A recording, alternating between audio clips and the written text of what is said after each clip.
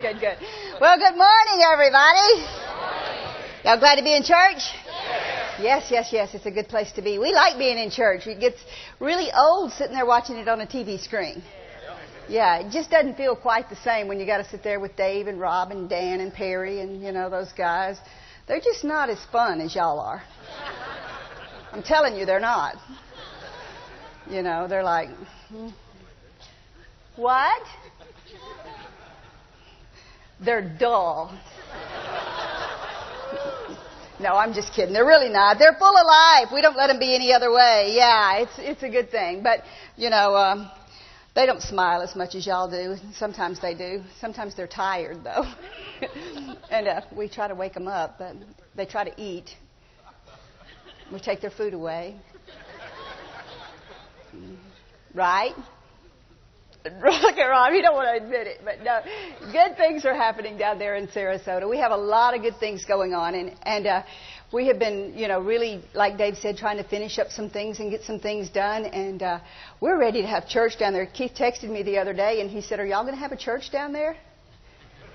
I thought, yeah, soon, He said, "Who's going to speak?" I said, "That's a good question." Very good question. He said, "Y'all got that all figured out yet?" I said, "Nope, we're building a building." That's our part. You got to figure out the rest of it, buddy. We only follow the leader. That's good about submission, isn't it?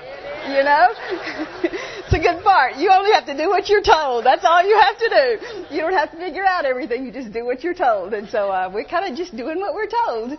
And it's working out really, really well. Well, speaking of Keith, he was in California this past week, and he said it went really, really well, had really good utterance. They had a lot of ministers that came in a couple of the nights and stuff. And he was at a church, some of you may know him, Mark and Brenda Thomas's church. We've been going there for 28 years. Yeah, and I asked him Friday night, how many of you have heard that little single of his, Always, where he talks about, doth quote the raven, nevermore. Yeah, we taught that, he did, there 28 years ago in a little school building house. I remember it very well, and that's where he went last week, and it went really, really well. And and then he's been going for the last month and a half, and I thought about it while I was sitting there, and I was sitting thinking, I love my husband. He gave me this beautiful bracelet for my birthday. Yeah, and he gave me some wheels and tires for my car. It's a man thing, but yeah. New chrome wheels and tires. They're pretty, aren't they? Yeah. Yeah, they look good, don't they? Yeah. I liked it too, so. But I miss him, and so I hadn't seen him for a while because he'd been gone so much, and so he was supposed to just fly straight from California to Toledo, Ohio today. And I said, "Don't you have to stop for fuel along the way?" And he says, "Well, yeah." I said, "There's a really good place in Branson." And just, So I made him make an extra stop here and stay last night, or night before last, and then get up and be there for this morning. So he's doing well. But things are going well there in Florida, and things are going well where he's been traveling, and things are going well here. And I said at first service, I said, I think the greatest thing that we realize being in Florida is there's one thing that we miss immensely. Volunteers. We can't do it all by ourselves. And the other day when we were all having to sweep and sweat was just dripping off of all of us, and we were all having to do all these things, and you go to think, who can help me with this? And Rob's doing one job, and Dave's doing another job, and even our airplane mechanic. Now, our airplane mechanic has got very proficient at keeping the grounds for us, because we don't have anybody else to do it right now. And so he's helping sweep the floors and helping doing this stuff. And so we're going to be very thankful when the doors open and we've got help, so that we can do, the other things that we need to do. So it's really, really, really been a good thing. We're excited about it, and lots of good things are happening, and it's going to go very, very, very well when we get it all figured out. Yeah. But no need to figure it out till we need it. We got to think about today. So, well, in deciding what we needed to do today, I told him first service, it's always good when you get a message. Amen. Yeah. And so I think I've got what the Lord dealt with me that we needed to do this morning.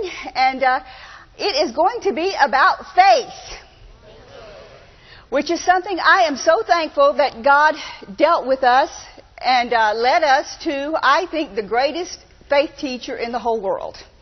And we had the privilege of listening to him day and night and day and night for over 20 years. And sometimes, when we first started at Rhema, I think it was 1980, and when we first started, Brother Hagin was having 6 seminars a year, plus school every day, plus he was teaching. We didn't have church services there, but he was teaching every Sunday night. And so we got a lot of teaching from Brother Hagin himself. Plus, we went on the road with him for year after year after year after year. So we had the privilege of hearing him teach on faith and some of the same subjects on faith. And if you've ever heard him, he teaches the same thing on faith over and over and over and over. But you know what? After hearing him from 1980 to 2000, every time I heard him, I got something different. Every time. Now, the people that would go and they'd come and they'd sit and they'd say, we're done hearing him. He teaches the same thing. Don't you get sick of hearing him? He teaches the same thing every time. I think, you're an idiot. I would walk away and I would think that. I would think, okay, if you're so smart, you walk out this door and you get in faith and you get what you're believing for that quick. If you've got it, Mr. Faith Man, Mrs. Faith Woman, you got faith. You come off of a deathbed where they say you have no chance of living and minister to millions of people and say he don't know what he's doing. That's stupid. Right? It's disrespectful to start with. And stupid. Or ignorant, as Brother Hagin would say. Ignorant. But in thinking about, there's about 10 gazillion. He didn't write Mark 11. But he stood on Mark 11. And he taught us a lot about Mark 11. But in thinking about the direction that the Lord would lead me to go this morning about faith, I'm not going to Mark 11. And there's about 60 million thousand different ways you could go in regards to faith. But what I think that I have enjoyed the most about pastoring, and I remember this, not long after we had started the church, we went to their house, and we were standing right there in their foyer. And he looked at me square in the eye. He said, don't you enjoy pastoring? And I said, Dad, I just love it. I said, I just love it. And he said, what do you enjoy the most? And I said, I enjoy something we didn't get to do on the road, and I know you know this, is I enjoy seeing people come from zero to here. I enjoy seeing people that didn't have anything get something.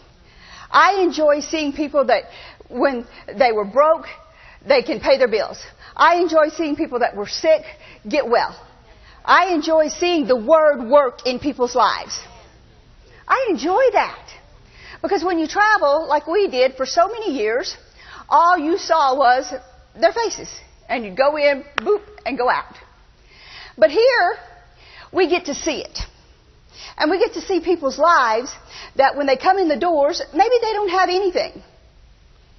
I mean, nothing. They may be living in a little apartment and with already furnished, pre-furnished, prefab furniture, like we did. Or a trailer that was that way. But God brings them up. I mean, it doesn't happen overnight. It's not like, okay, I dream of Jeannie, boom, and you've got it. But if you stick with Him, it starts happening. And little by little, you begin to see people's lives, and you begin to see them change. And you begin to see, maybe their clothes change, and maybe their cars change, and maybe they get to eat instead of just McDonald's, which some people choose to eat at McDonald's every day. I don't know why they would choose to eat at McDonald's every day when they could choose something better than, right, Rob? They could eat at Payway or something, right? But they choose to eat at McDonald's every day. And because they're not vegetarian. And Oh, if we didn't pick on each other, we would be wiped out by now, I'm telling you guys, But anyway, you don't have to eat at McDonald's every day, At least you can, go to the grocery store. And you remember the times when you would go to the grocery store and you would have to stand there in the line and you'd be almost in a cold sweat wondering if you had enough money to pay for it.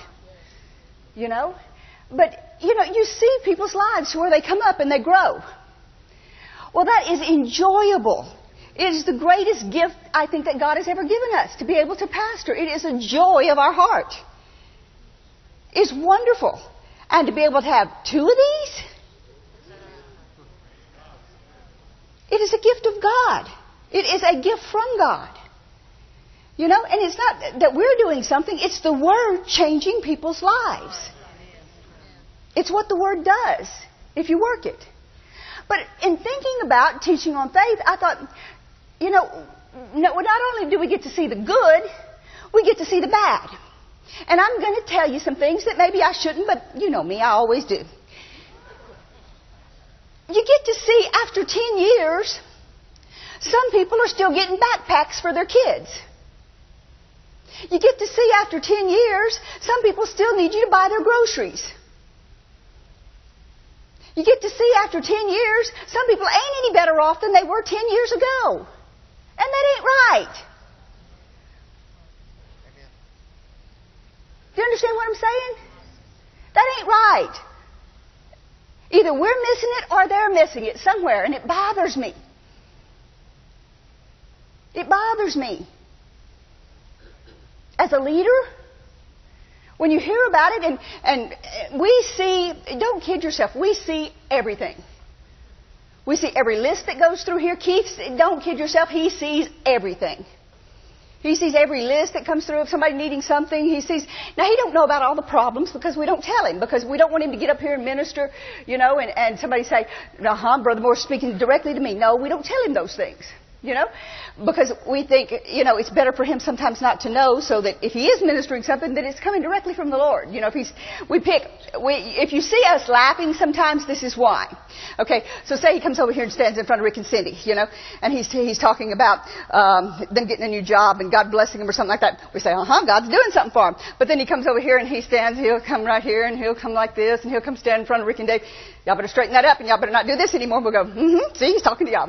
Yeah. Quit doing that, or he comes over here and talks, and we'll pick on each other about that, because we think, he's nailing them, because we know the situation. He doesn't have a clue. But it bothers you when you see people's lives, they're at the same place that they were 10 years ago, because we know the word that's been going out. But the reason that is, it's very simple. It's because they want to jump. Today in our society it's stinky. I really think it's stinky. Because everybody gets picked for every team. Our kids don't know anything about, no, you didn't get picked. So they don't ever have to do anything to, push themselves or promote themselves or that's the wrong word, but what's the word I'm looking for? Try to achieve anything. They just they're going to give it to me anyway, so what's the point,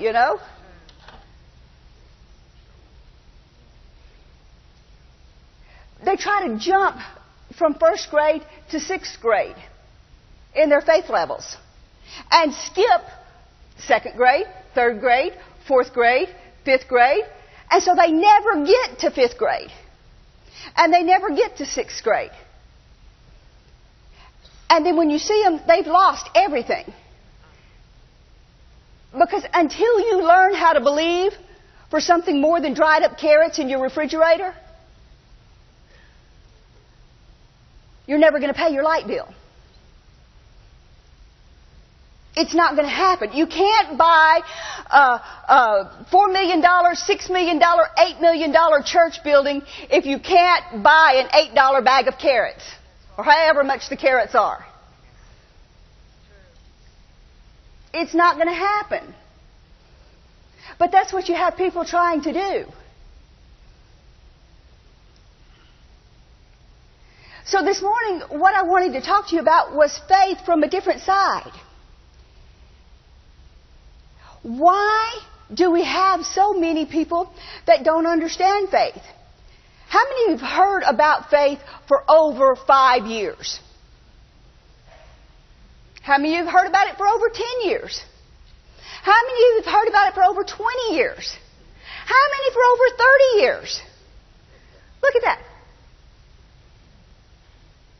We should be further along than what we are.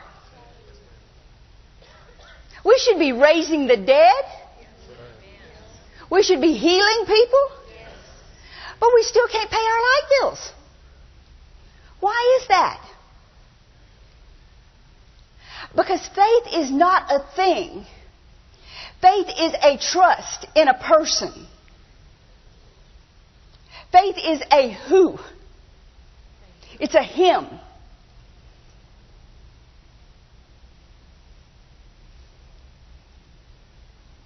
Faith is trust in God. Put up the scripture, guys. Y'all already know where I'm going. It's fun to do second service because you don't even have to tell them the scripture. They already got it back there. They're so good. Hebrews 11:6. There you go. Without faith, it is impossible to do what? Please God. Now, every person in here wants to do what? Oh, you wouldn't be here this morning. You just slept in. Right? I don't believe that people are here this morning just because they want something from God. I believe truly in people's heart they really do want to please God. I do. I believe that. So what happens? We must have faith in order to please Him. So are we really, none of us really pleasing Him? Because how many positive faith things have we accomplished lately? Have we had more faith failures than we've had faith victories? Well, I don't know about you, but I sure like pleasing my Father. And I think we could please Him a lot more. But there's a way of doing it. And it's by trusting Him. And when I was thinking about this, I began to realize the reason that there has been so many faith failures is because there's been so much lack of trust. Today in our society, I watched one of those dumb little shows a year ago, and I thought about it when I was doing this, and I thought about it a week or so ago. It just kept coming up to me. I even brought it up to the guys. I said, you know, I remember the show, and one of them called out the name of it, where it said, you know, you have to have a license to go fishing. You have to have a license to drive a boat. You have to have a license to drive a car. You have to have a license to do this. You have to have a license to do that. But you don't have to have a license to be a parent. I mean, to catch a stupid fish, you have to go get a license. You have to have a license to kill a deer. To shoot Bambi, you have to have a license. Right? But now you can birth a child and bring it into this world and do absolutely nothing.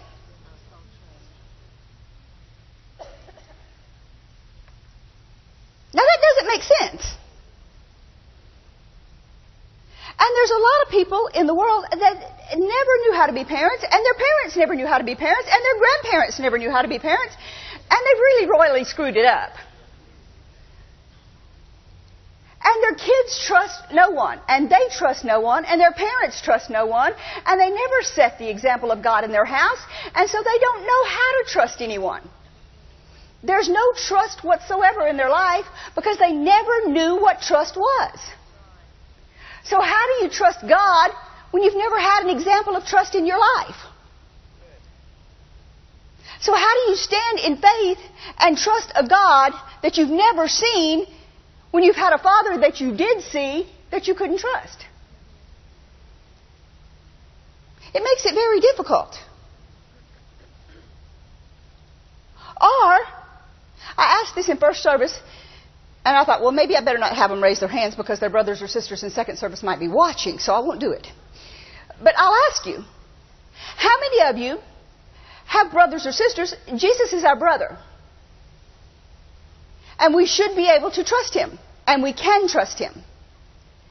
But how many of you can wholeheartedly trust your brother or your sister with everything you've got? You'd give them, if you had money that you didn't know how much it was there, and you just had a pile of money, and you put it in a safe, you'd give your brother or sister the combination to the safe. Very, very few. Why? Because you can't trust them. There's a few people in my life I trust. But it should be that we should be able to trust a lot of people in our lives.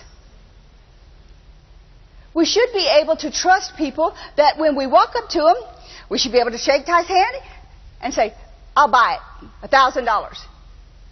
And the word is good. It could be a year before you go get it.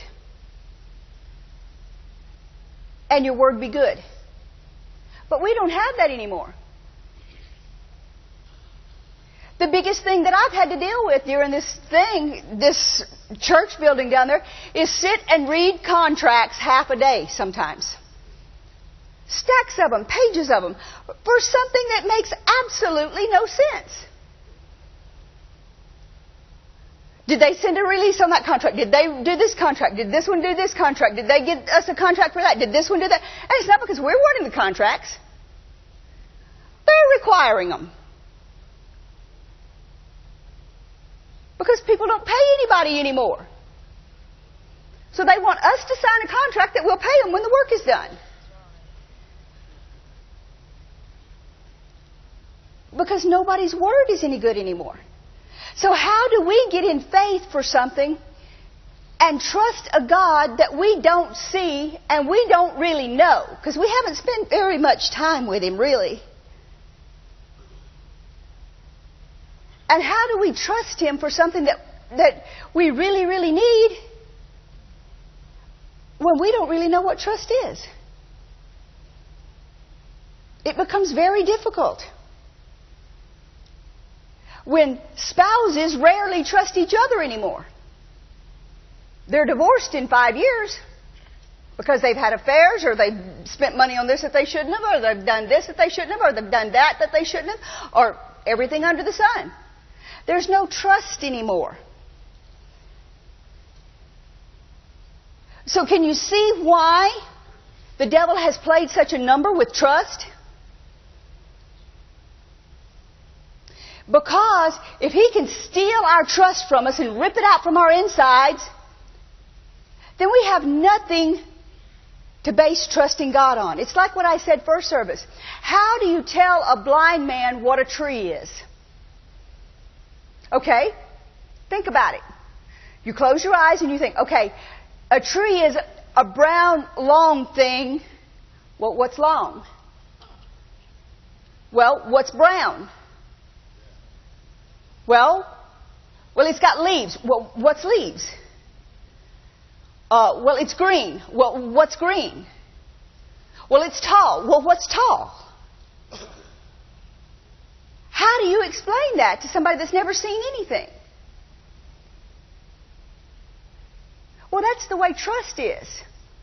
How do you get somebody to trust when they've lost all trust in anything, or they've never really trusted anybody? It's very difficult. But if you would, put Numbers 23:19 on the screen.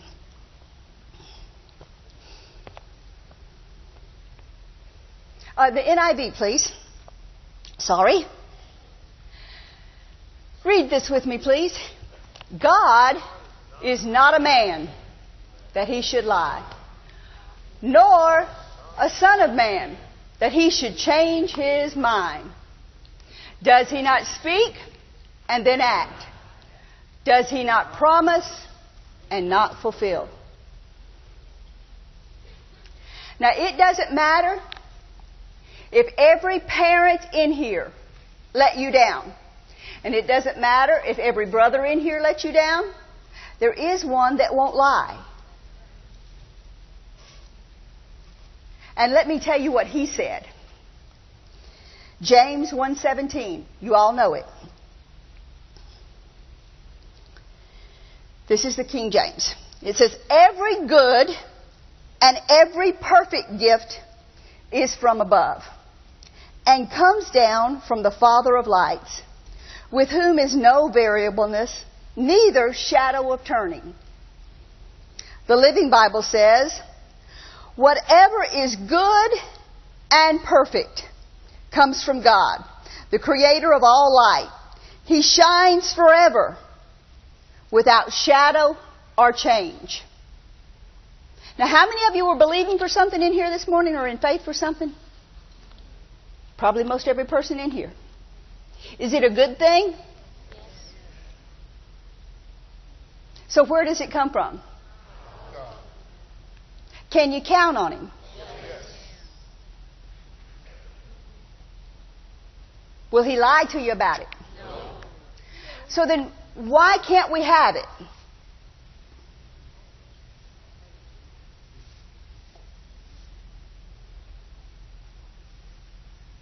Because we have not trusted Him. We've lost our confidence in the one who promised it. We have counted Him as being like the person sitting next to us, or the one in front of us, or the one behind us. Because a person didn't keep their word to us, we've counted God as being like that person. And God's not that way. He's not going to let you down, and He's not going to change His mind. And He's not going to waver, and He's not going to have a shadow of turning. He's not going to sway. But there is something that we have to do.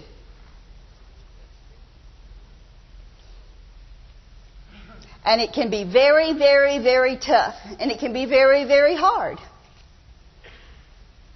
if you try to do it by yourself. Ephesians 6, verse 13.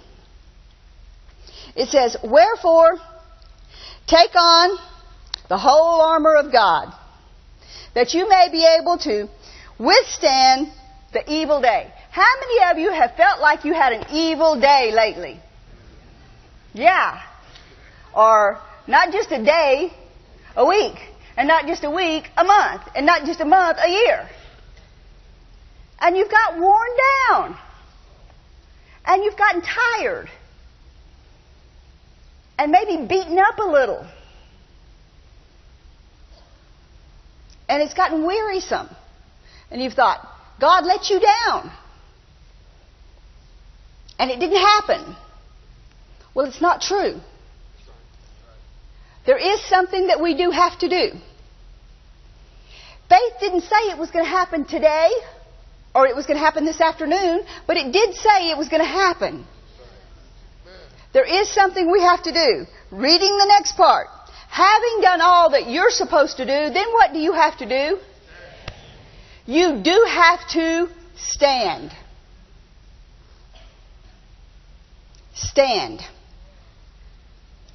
Now, I said at first service, there's been times in my life, very few, but one especially I can remember, where it seemed like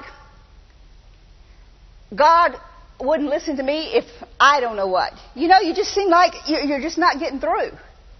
And of course, you know, you get upset and you do all the other things. And finally, I just thought, you know, I got my Bible. I don't know that I recommend that you do this. I do things that I don't recommend anybody does. But, you know, I do them. And they seem to work for me sometimes. But I got my Bible one day, and I remember it. And I got in this room, and I put my Bible on the floor, and I screamed at the devil for a while. And then I got on my Bible, and I stood on it. And I just got there, and I stood. And I said, God, either this works or I quit.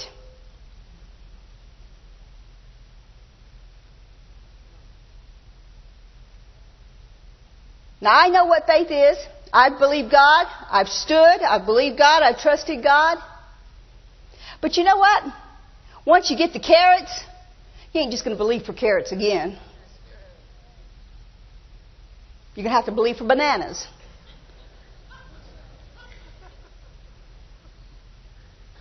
Or the roast to go with the carrots. Since Dave's not a vegetarian.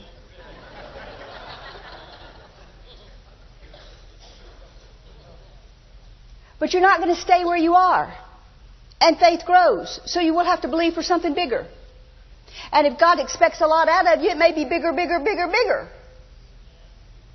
And He's not going to let you stay where you are. And maybe you had to believe for a tank of gas. This was pretty big. And I was tired of dealing with it. And I got on my Bible and I stood there. And I think I stood there for hours. But when I got done, it didn't take long. Things turned around. But I tell you what, the first little bit, it looked like the waves were coming. And the storm was going to hit, even after I got off my Bible. But when I got off, and the waves started hitting, and the storms came, what was my job? To stand. To stand. But it can seem like, has it ever seemed like you've stood and all hell broke loose against you anyway? And that the ground underneath you was falling out from underneath you?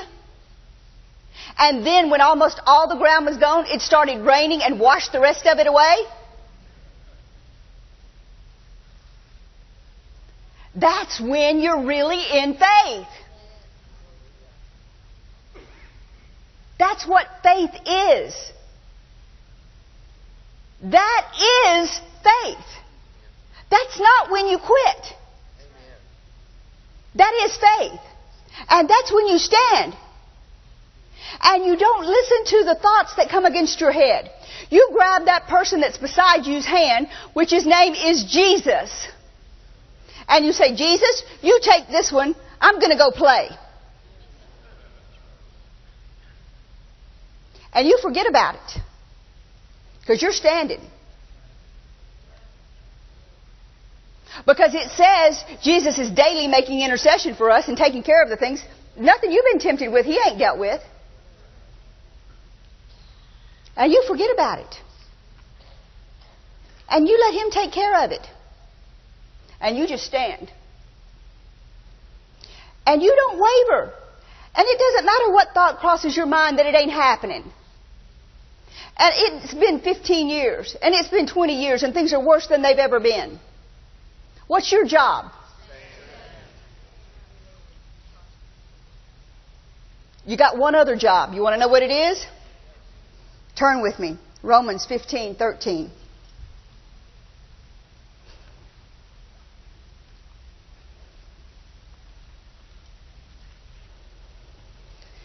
Now when you stand, you got to do it with joy and peace. When you're standing in faith, you got to do it with joy. How many of you were here Friday night? We learned about a sign. And if you're grumbling, what does your sign tell us? You're selfish. So we know if you're grumbling, automatically we're going to hand you a selfish sign. We should make us some postcards or we should make us some signs and say, okay, they're grumbling. Selfish. Well, I decided another one yesterday. If you're sad and you're depressed, in our other hand, we're going to have some other signs. And we're going to say, unbelief.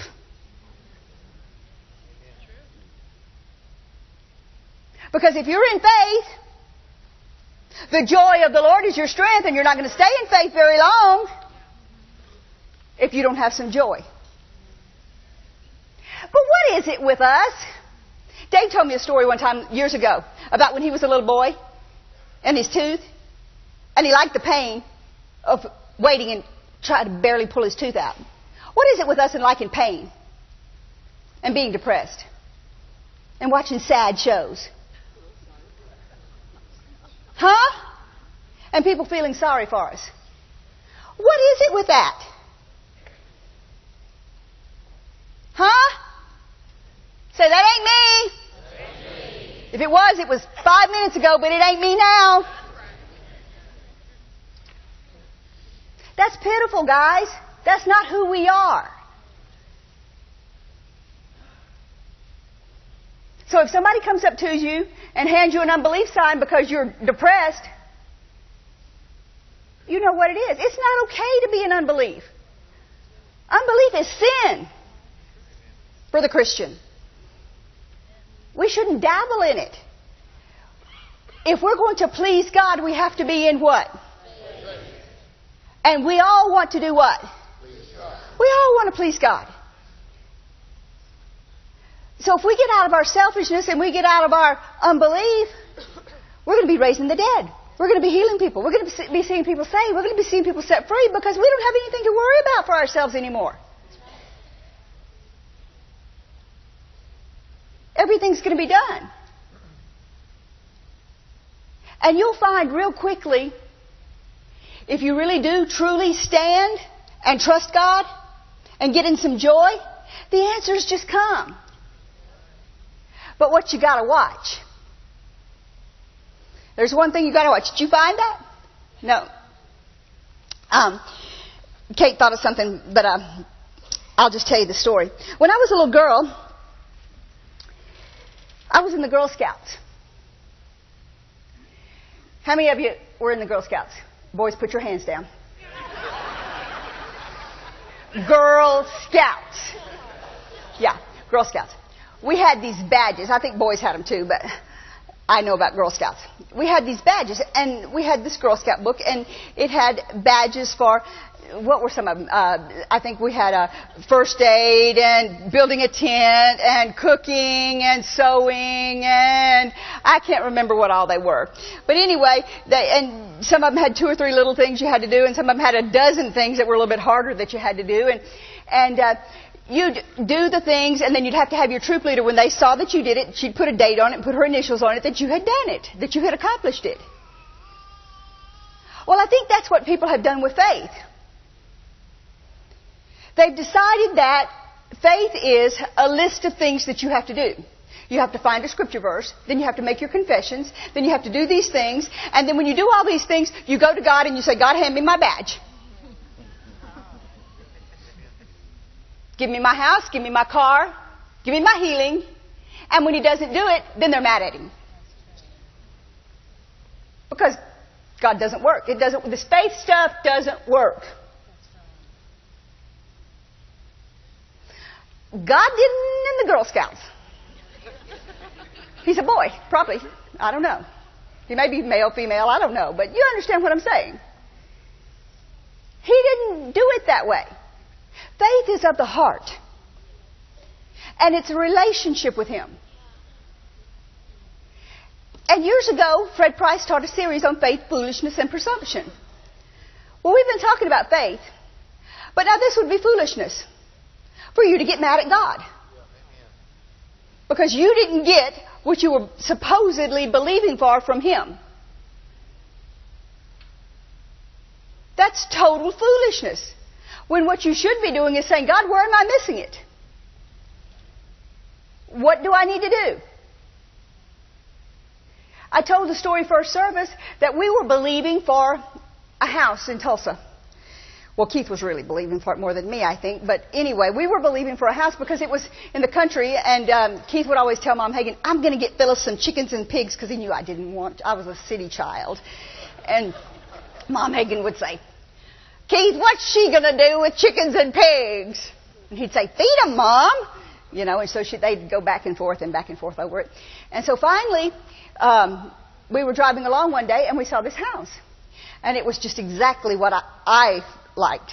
And we drove past it, and it was a foreclosure, and we got it. And we wound up, when we left and came here, we ended up selling it and making double what we bought it for, which was just God. But what the clincher was it was like a half a mile, 2 miles. I don't remember what it was. It was just right there close to the Hagen's house. And it was just like 5 or 10 minutes from the airport where Keith was going to have to learn how to fly. Well, the other one would have been an hour from the Hagen's house and an hour and a half from the airport from where Keith needed to fly. Well, now who's smarter, God or you? You think he knew that ahead of time? Well, I think he did. And the thing about it was, we could have gotten mad at God because he wouldn't give us that house and blamed him. Or we could have been wise enough to say, you know what? Duh. We could have missed it. Duh. We don't know everything. But pride makes people say, God didn't give it to me. I've been believing him for 10 years and he ain't give it to me. Instead of looking at it and say, God, where am I missing it? I've seen it. It has been so frustrating. You could sit somebody up here and you could sit them right here and everybody in the whole church could say, this is where you're missing it. Everybody in the whole church could say, this is where you're missing it. And you could tell them, and they'd say, no, that's not where we're missing it. We heard from God. No. And everybody in the whole church would know. Duh, it's as plain as the nose on your face. That's where you're messing up. But because of pride, they won't listen to anybody. Hey, God gives you people around you that love you for a reason. I mean, Mom was doing it in a joking way.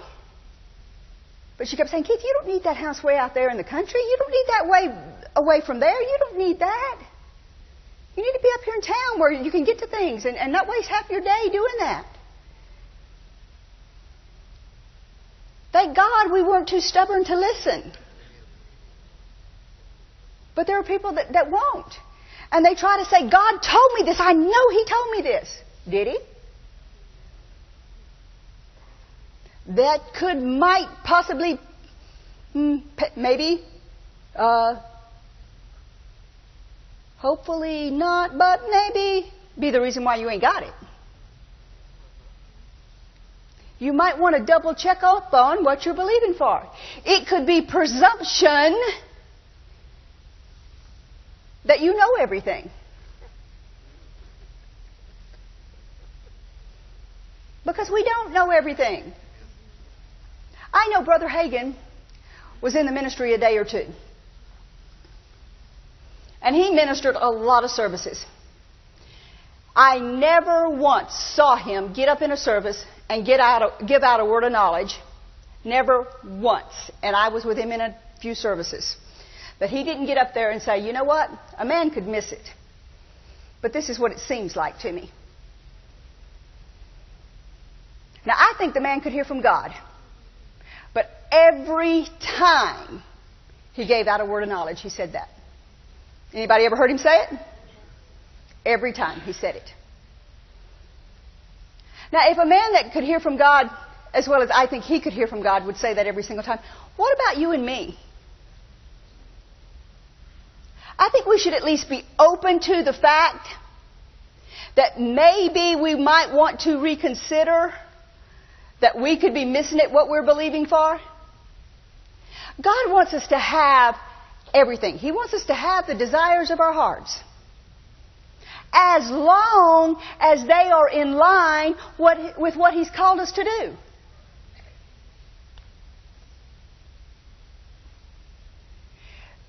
Matthew 6:33 says, seek ye first the kingdom of God, and all these things will be added to you. I don't recall, I'll be honest with you, I don't recall having to believe God for a house, a car, any of those things. I don't.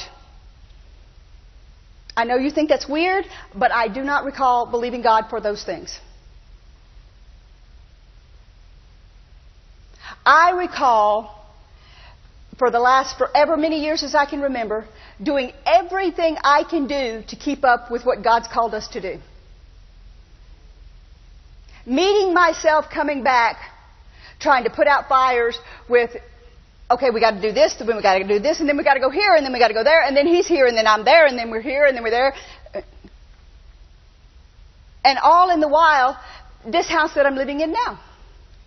I know we needed a house when we got here. We were living in a little rental house that for, a year and a half, Karen, we lived in that little rental house, that you had to go in the garage to turn on the hot water because it was a leak, and, we just did what we had to do. And the person that we bought the house from here kept calling me, asking me, didn't I want his house? I said, it's a nice house, but it's way more money than I want to spend on the house. I got to build a church. And he said, so a couple of months go by. He calls me back. Don't you want my house? I said, yeah, it's a nice house, but I don't want to spend that much money on a house. I got to build a church. You hear me? Church. He says, yeah, but you do like my house. I said, what's not to like? It's a nice house. So he calls me back in a few months. He said, you bought a house yet? I said, no. He said, you still like my house? I said, what's not to like? He comes down another, I'm talking about coming down hundreds of thousands each time. Not $10. He did that for over a year. Wasn't it over a year, Karen? I mean, it was a long time. By the time he sold it to me, I got it for half the price. I think everything I buy is for like half the price. Yeah. Right? Yeah. So, well, the same thing happened. Where we are now, I mean, it just happens. People start looking me down. I'm telling you, they looked me down to sell me their stuff. Did it happen? Did it happen? And then they sell it to me for half price. And they don't even know why.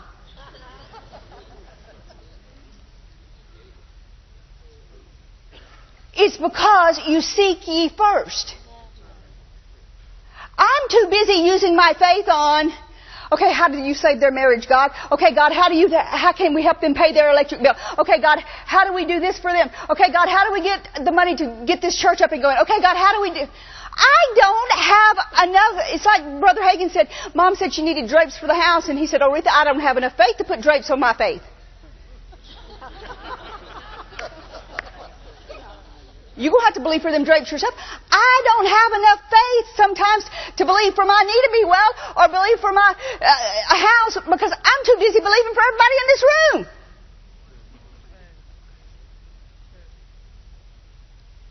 Same with him, same with him. We ain't got time for it. And when you get busy doing that, God's going to take care of you.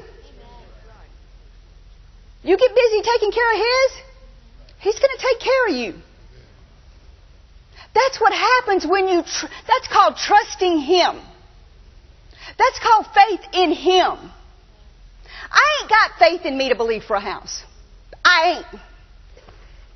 But I trust Him enough to know that if I'm doing what He told me to do, I ain't got to worry about a house or a car. Because He knows I need a house and a car to do what He told me to do.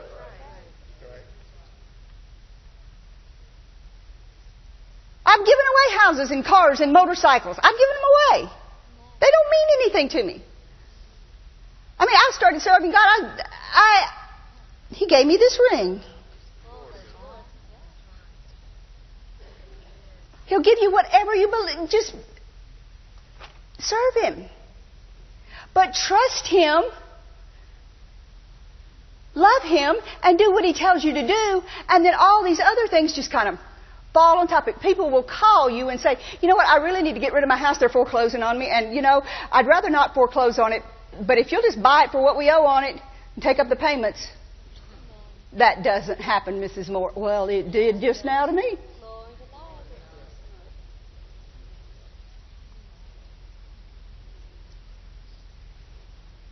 And it'll happen to you. But you got to trust Him that you're doing what He told you to do.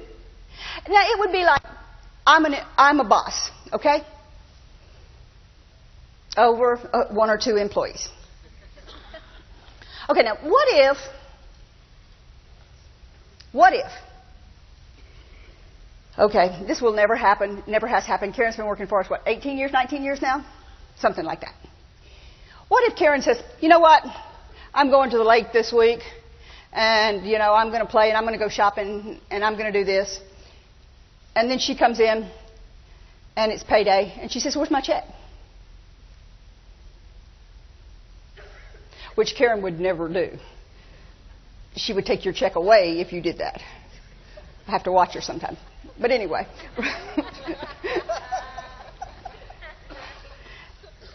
But she said, where's my check? And then she got mad at me because I didn't give her a check for not calling, not showing up for work, not doing anything, just wanting to get paid. But she got irate at me and hated me and started talking bad about me because I didn't pay her. But she wasn't doing anything that she was supposed to do. Would that be right? Would it be me holding out her money? Would I be trying to hold something away from her?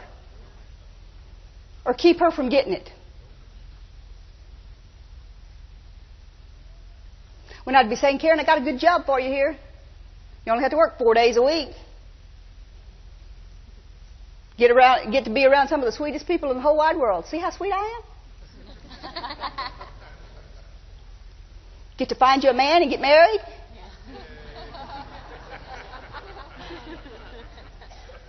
Get you a new house. The blessings of God will come on you. But what if she chose to do the other? Would that be me standing in her way and holding back her blessings? Absolutely not. It would be her refusing to do what it took to get the blessings. Now, people are mad at God today and really upset with Him because faith doesn't work. I tried it. But they've been unwilling to do what it takes to get what God wants them to have. And He's more upset about it than they are. Because I know I've got employees. And I'm thinking, God, please don't do that. And I just lay in my bed and I just cry and I think, oh, God, please don't let them do that. They're going the wrong way and you just cry and you just cry and you think, God, help them to see the truth. And you're thinking, no, they can't do that. And you don't want them to mess up. And your heart cries out that they're not going to screw up and they're not going to mess up. And they're just now getting back on track and they're going. And there's nothing you can do. Your hands are absolutely tied.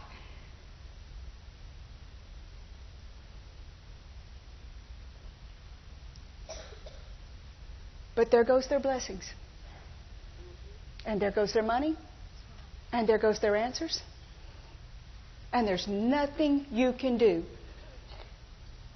And then they're going to wonder why their faith is not working. When it's tied to doing what God told them to do. He set their blessing right here. And if they'd just kept walking this way, they'd have run smack dab into it. But they turned and went this way. And they never even saw it.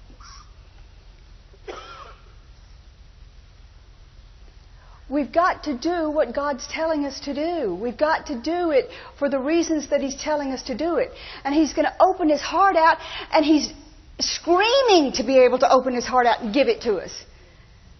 But we've been so selfish and so depressed and so down and not even giving Him a chance to do what He wants to do for us.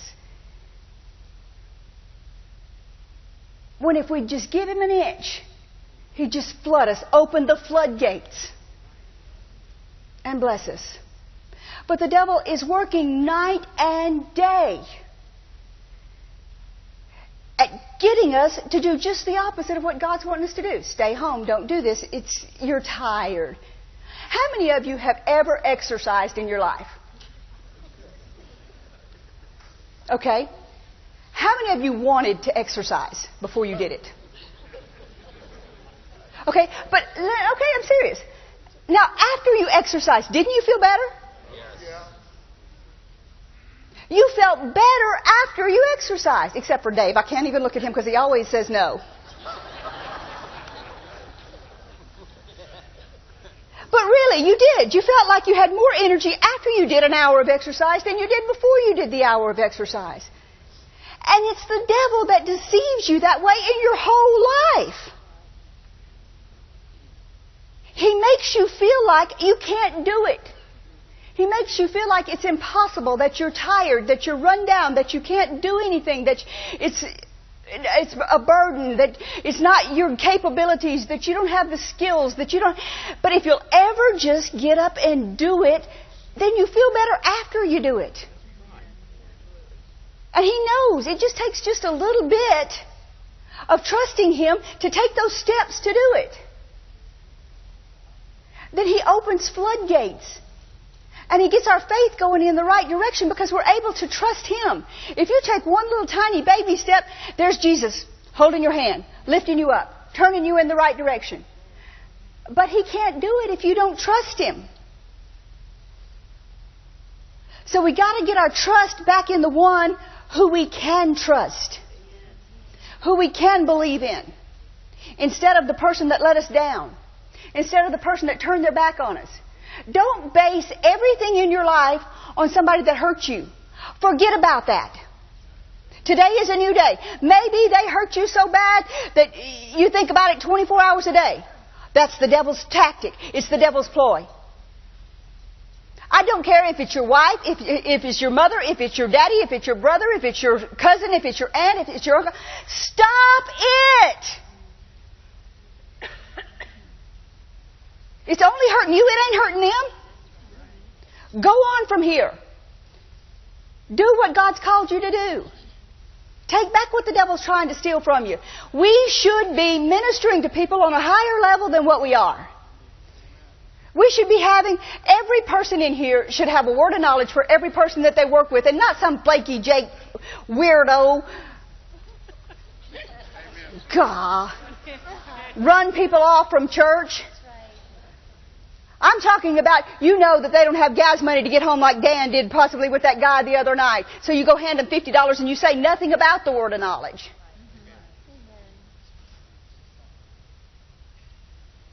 Or did you find out their kid's sick and you just take them some soup and some food? Now they don't know why you did it, but you had a word of knowledge to know, you know what, I think they could use some extra groceries this week. You don't have to tell them anything about a word of knowledge. They ain't even going to know what that is.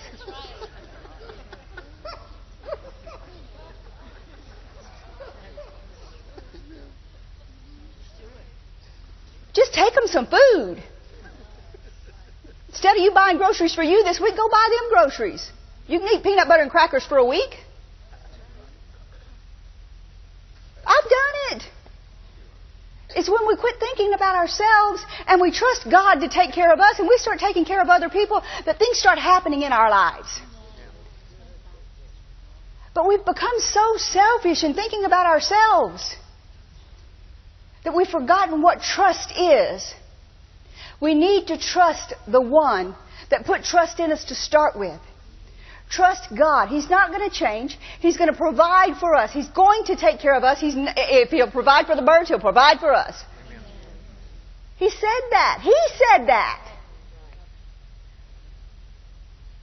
He's not going to let us down. Never. He's never going to let you down. He's never going to leave you. He's never going to forsake you. But if you keep me on the brain all the time, you're going to get me messed up. Because when you start thinking selfishly, you get off track. You really, really do. When you, I have done it. And when you start thinking about me, you get warped. And you want things that you shouldn't want. And you think you're hearing things from God when they're really not even from God. They're your flesh. And you need to stop and realize, you know what, that's just really me. And ask the people around you. be brave enough to sit in that chair in front of everybody and say, is this blonde hair or is this God? Hey, I am not so dumb as I'll have Dave and Tom and Amy and Karen. I say, what do y'all think? I don't like yes men. I like yes men. I don't like yes men. I want them to tell me. They're the ones doing their departments. I want to know what's going on in their departments. I want them to get the answer from God. And then if I don't like it, I say no. If I hear different from God. But I want them to tell me.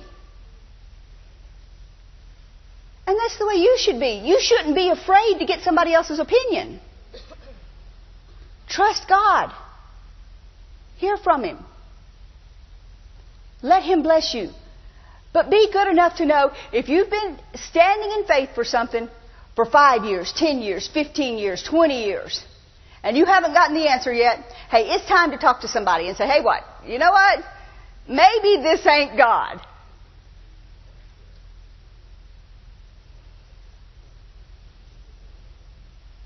Maybe this ain't right. Maybe it ain't God. Don't be so presumptuous to assume you couldn't make a mistake.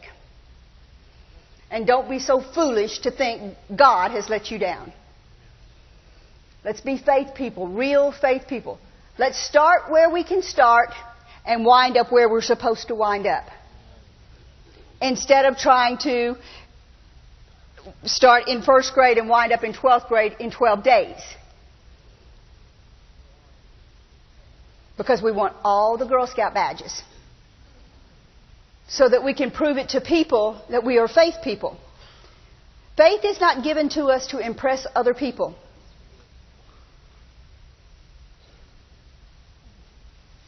And if that's what we're trying to do with it, we're going to fail every time. Faith is given so that we can use it as a tool.